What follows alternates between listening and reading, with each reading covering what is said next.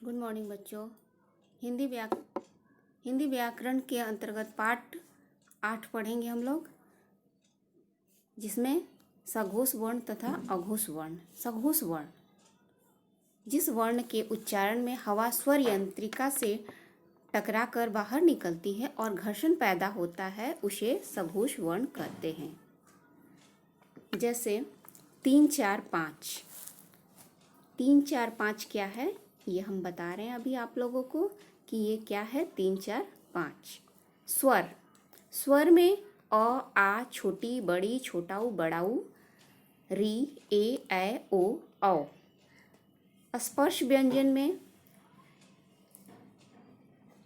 जैसे क वर्ग होता है, उसमें क ख ग घ अंग, लेकिन यहाँ पे स्पर्श व्यंजन में हम लोग क्या लेंगे? 3 4 5। 3 यानी क ख ग तीसरा वर्ण हो गया बर, और घ चौथा, और अंग पांचवा। यही है 3 4 5। च वर्ग में च ज झ इय। ट वर्ग में ड ढ अड़ और ड ढ। त वर्ग में द ध न। प वर्ग में ब भ म। अंतस्थ व्यंजन में य र ल व और ऊष्म व्यंजन ह केवल लेंगे। अब हम लोग अघोष वर्ण को देखते हैं। अघोष वर्ण किसे कहते हैं? तो अघोष वर्ण जिस वर्ण के उच्चारण में स्वर यंत्रिका में कंपन नहीं होता है, उसे अघोष वर्ण कहते हैं। जिस वर्ण के उच्चारण में स्वर यंत्रिका में कंपन नहीं होता है, उसे अघोष वर्ण कहते हैं। इसका एग्जाम्पल है 1 और 2, यानी 1 2 कहिए या 12 कहिए। तो 1 2 क्या है? तो क वर्ग को लेते हैं, क ख ग घ अंग। इसमें क यानी पहला, ख यानी दूसरा, यानी 1 2।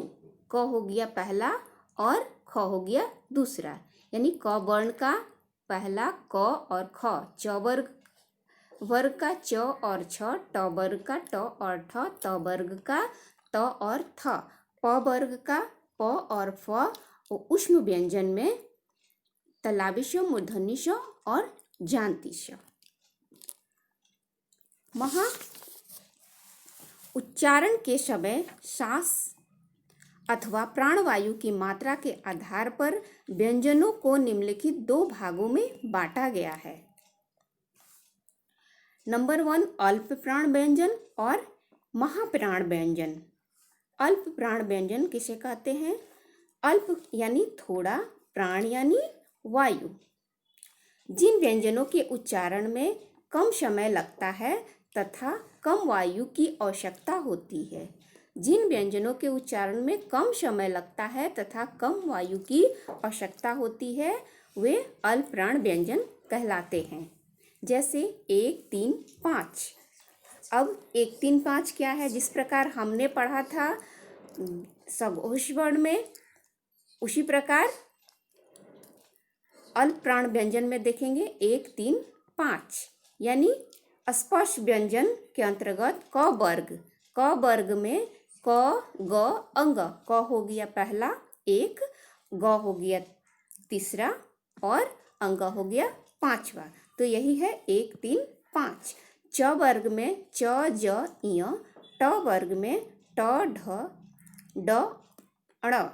त वर्ग में त द न और प वर्ग में प ब म। अंतस्थ व्यंजन में य र ल व। महाप्राण व्यंजन जिन व्यंजनों के उच्चारण में समय तथा वायु अधिक मात्रा में लगता है या व्यय होता है, वे महाप्राण व्यंजन कहलाते हैं। जैसे 2 और 4 व्यंजन। स्पर्श व्यंजन जिन व्यंजनों के उच्चारण में समय तथा वायु अधिक मात्रा में व्यय होता है, वे महाप्राण व्यंजन कहलाते हैं। इसके अंतर्गत ख वर्ग और घ, ख वर्ण और घ वर्ण। च वर्ग में छ और झ, ट वर्ग में ठ और ढ, तब त वर्ग में थ और ध, प वर्ग में फ और भ। और ऊष्म व्यंजन, ऊष्म व्यंजन में तालाबी श, मूर्धन्य श, जांती श और ह। अब हम लोग ये अल्प, अघोष, सघोष, अल्पप्राण, महाप्राण, आप लोगों को हमने बताया 1 3 5 1 2 1 3 5 2 4, सघोष वर्ण, अघोष वर्ण, अल्पप्राण, महाप्राण। तो यहाँ पे हमने बताया है स्वर, स्वर में 11 अक्षर जो हैं वो सारे आ जाएंगे।